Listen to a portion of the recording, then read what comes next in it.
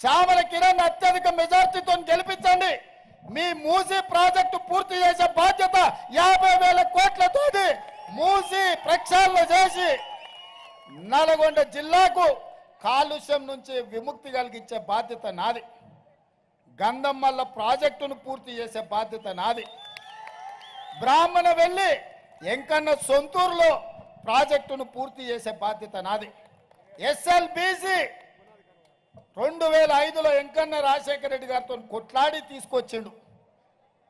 34 కిలోమీటర్లు మొత్తం సొరంగం దువ్విండ్రు.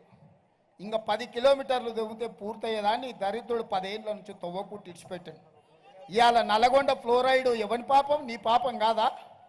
10 ఏళ్ల కింద ఒకవేళ తెలంగాణ రాగానే ఎస్ఎల్బి పూర్తి చేసి ఉంటే 3 లక్షల ఎకరాలకు సస్యశ్యామలమై ఫ్లోరైడ్ భూతం శాశ్వతంగా భూస్థాపితమవుతుండే. ఎస్ఎల్బీసీని పండబెట్టింది నువ్వు కాదా సన్నాసుడా అని నేను అడుగుతున్నా.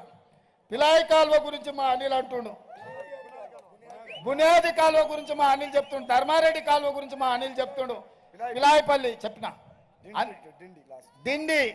ఈ ప్రాజెక్టులన్నీ మరి పూర్తి చేయాలి.